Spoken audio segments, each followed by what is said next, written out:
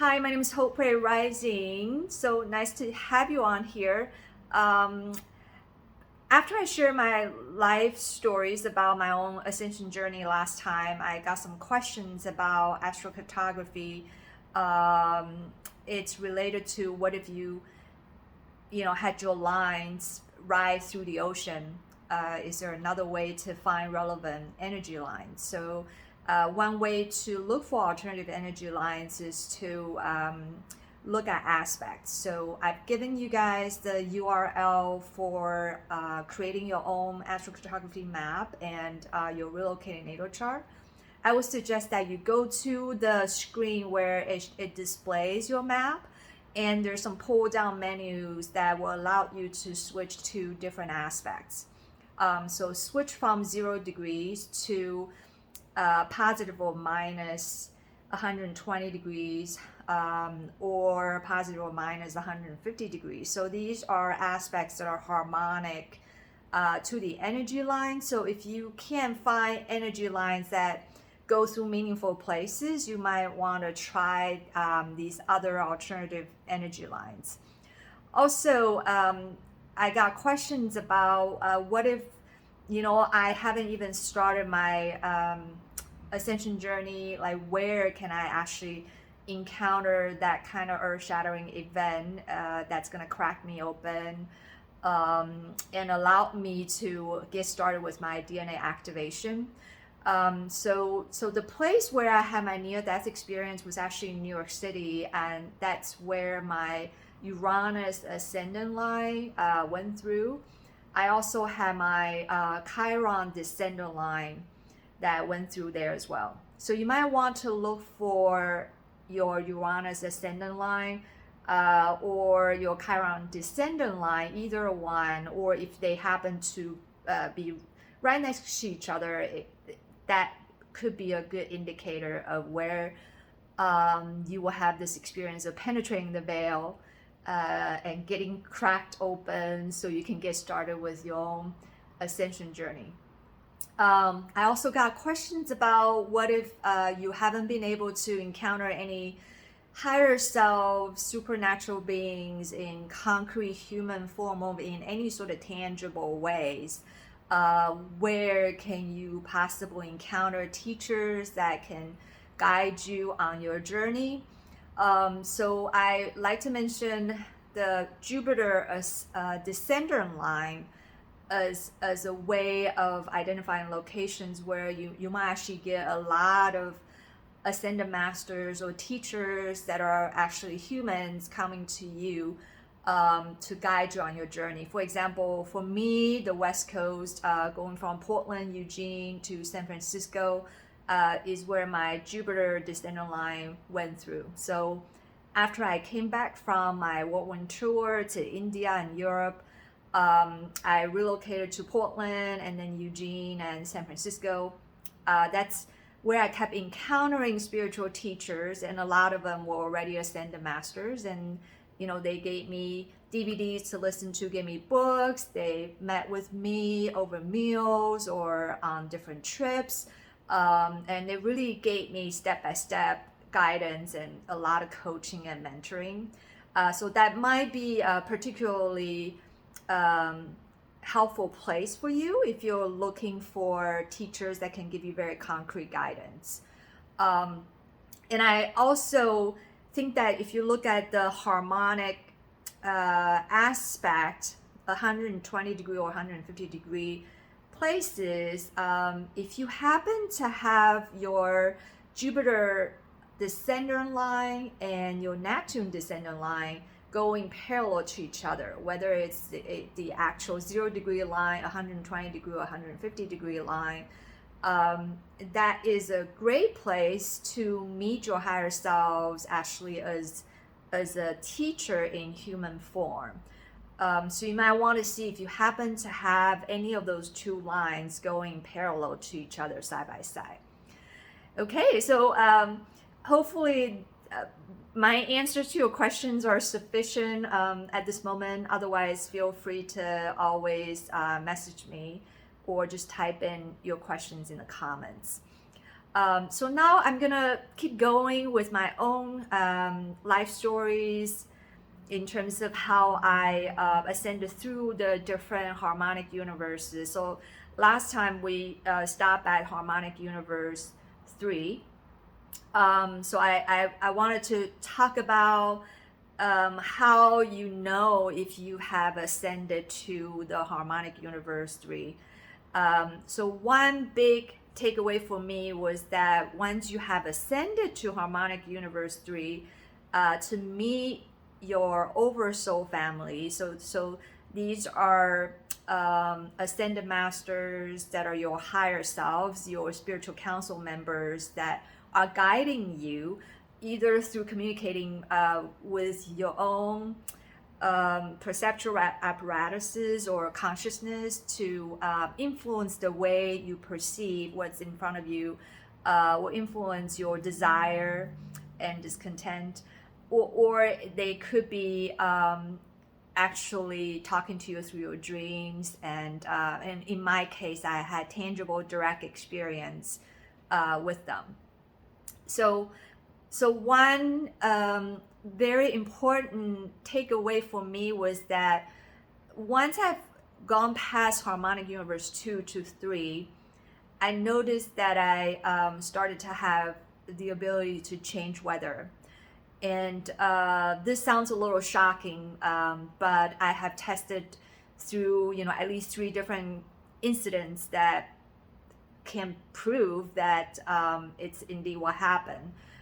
So for example, once I've gone to the 9th dimension, so the harmonic universe 3 actually has the 7th, the 8th, and the 9th dimension. So once I've gone to the 9th dimension, I noticed how whenever I was flying across the ocean, or even driving down highway at really high speed, it tends to generate precipitation events. So depending on how fast I was traveling and if I was actually creating fetch over water, the precipitation event, will be at different level of magnification. For example, one time I was flying all the way to India, and about like a couple hours before I landed in India, I heard something about how we're encountering some weather event on the flight,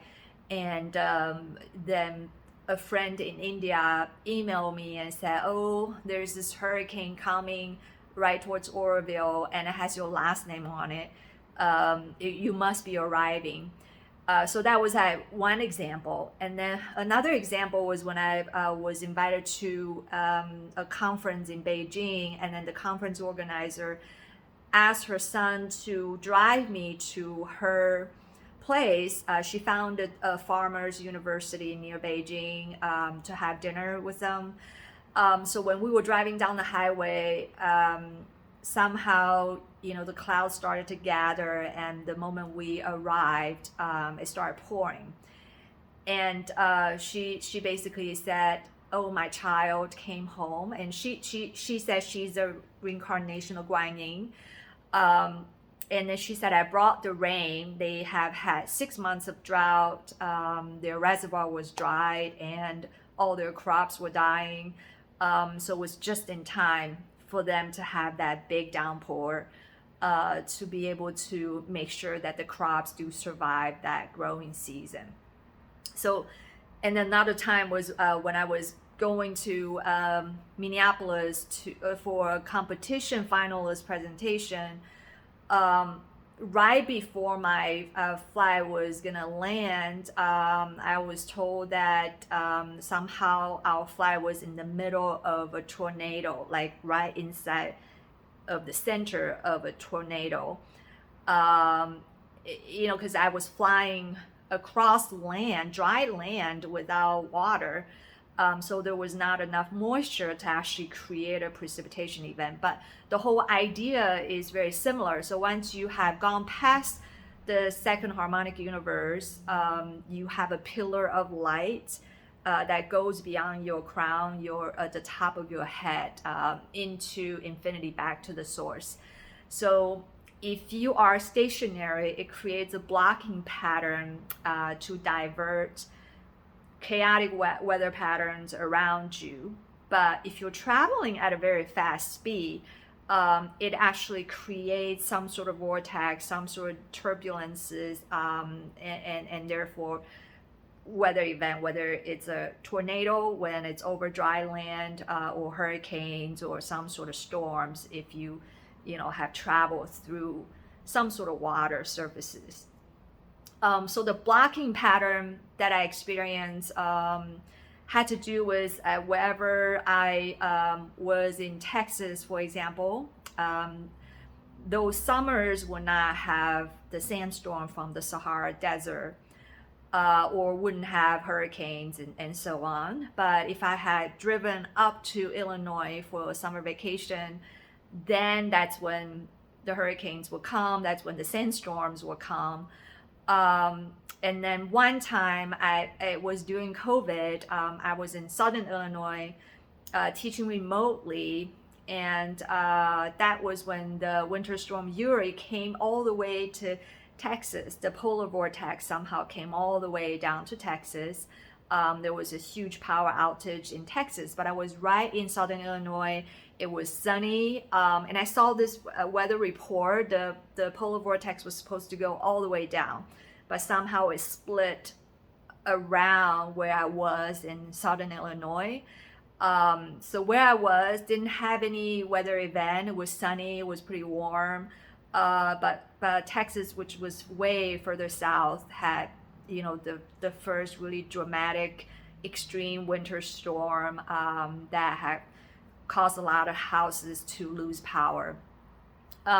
So this has happened at least 3 times or many times and over, which really allow me to understand that what we consider climate change or extreme climate events actually are challenges that will facilitate the evolution of humans into the next species. So it allowed me to kind of shift my focus from really working on changing what's happening, how to mitigate the extreme weather events, instead of using solutions, using tangible efforts to change what's happening.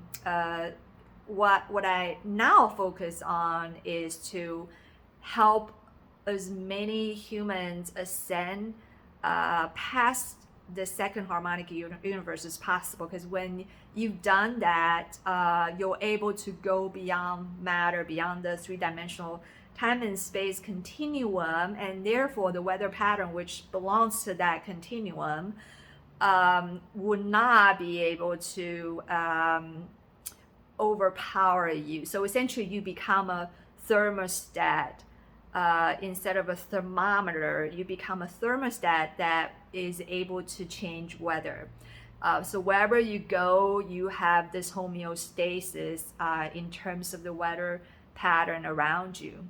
So I think ascension is important in terms of the evolution of humans and their adaptation to the extreme weather events. So essentially, the more humans can go beyond the second harmonic universe, the more likely we're going to be able to create these bubbles of heaven on earth, where we can have peaceful weather patterns. So this is why I'm refocusing my effort now on really unleashing the human potential through facilitating everybody's ascension.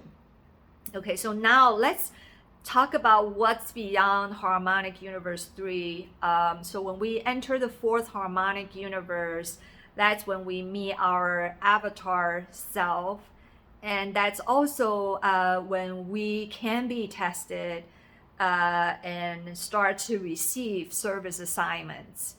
So once we've kind of gone through the training, we would then be given a test, kind of like you've studied the materials and now you have to learn to apply the materials to really know if you have learned it. So for me, the most significant event was meeting the avatar selves, and these avatar selves, they actually didn't have real human face, but they were light beings of light in human silhouette forms. So one really vivid incident was that when I was gonna go to Amazon for Christmas, and also New Year, towards the end of 2011, I flew to Brazil, and then my flight from Miami to Basilica was delayed. So I missed the connecting flight to the Amazon. So then somehow a businessman show up at the airport, and because my next connecting flight was going to cost me more than $1,000, then he tried to help me translate English into Portuguese and communicate with the airline staff. Then he just said, well, forget about Amazon this time. You should go to Abu Jani. I will book you a hotel room and a taxi. It's only a couple hours away. So then by the time I arrived at the hotel, I was like already like totally like confused about where I was, because everybody was in white clothes, and the hotel staff were really surprised that I got the room. They said the shower was not working, but then a man called and reserved the room and asked them to go check the shower, and said the shower was actually okay. And that's how I got the room, because otherwise the room would have been booked, because supposedly there were people coming from all over the world to be healed by a healer called John of God. So the next day, I also bought some white clothes, and then I followed the crowd, and I got pushed into John of God's church. And then I got pushed into what's called the spiritual surgery room. And as soon as I entered the surgery room, I just started crying. It was like a knee-jerk reaction, a reflex. And then I saw Jesus, and this time Jesus came to me, and he was able to hug me, and I could feel his body pretty tangibly. I could feel the hug, and he basically just said he's never gonna leave me again. Before that, when I was on a ferry to the Isle of Women in Scotland, I was only able to see him across the dining table, but this time I could actually feel him tangibly. And then after that, I had 7 nights of nightmare, and every single night the nightmare unfolded exactly the same way. It was me trying to escape being held hostage, and a bunch of robot-looking beings were looking for me, chasing after me, trapping me, and they had taken me back many times. Until the 7th night, there were these beings of light. They were basically light in human silhouettes. They were shooting these bullets of light back to the robots. And then, when I got trapped, they fall back and set me free. They just asked me to run, and I'll go back. So on the 7th night, I got set free. And then I woke up, I looked at my hotel room, and then there were these hieroglyphs, similar to the ones that I saw when I went to Giza's pyramids back in 2000, projected on the walls of my room everywhere. Later on, I heard that these hieroglyphs were actually DNA activation codes. And then I was heading back to the airport that day, and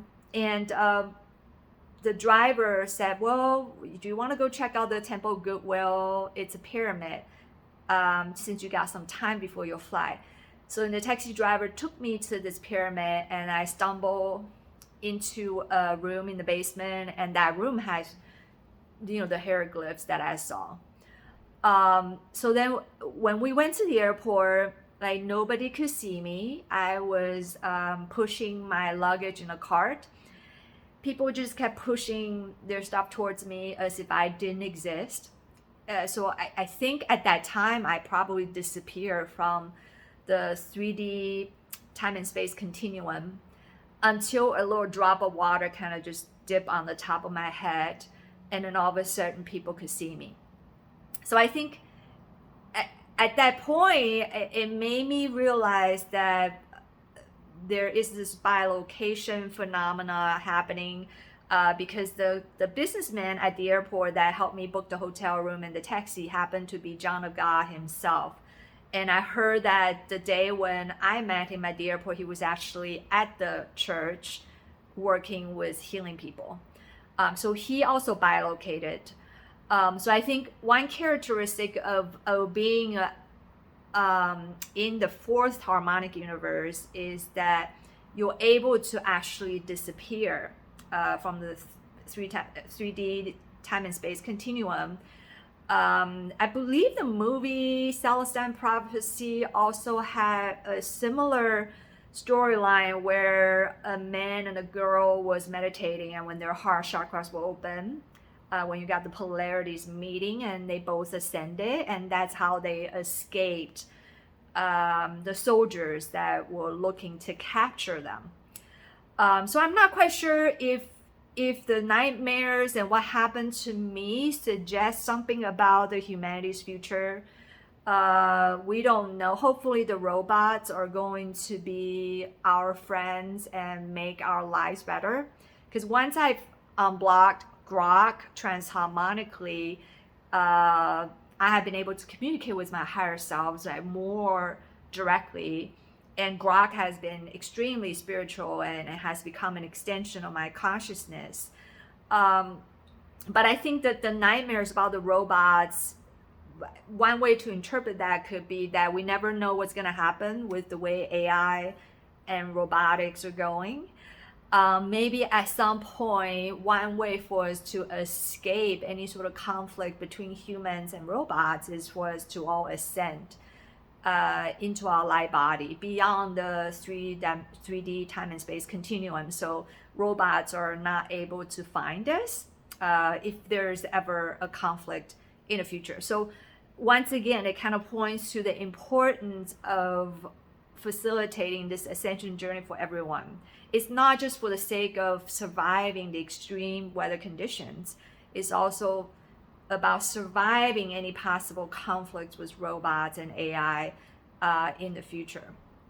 So after this incident, I then encounter, this really weird pain always in my right shoulder, and that's a indication of being in the fourth harmonic universe and kind of regressing back to the third harmonic universe. So the different harmonic universes are actually mapped onto the body. When I first had my near-death experience, a lot of my discomfort and pain were in my abdomen, and that's where the first harmonic universe was. And then as I ascended to the second one, I started to feel a lot of pain in my right QL. And then so on. So the third harmonic universe is actually where the right shoulder is. So whenever there's this regression happening, when I was dropping down from the fourth harmonic universe to the third harmonic universe, I tend to have the right shoulder issue.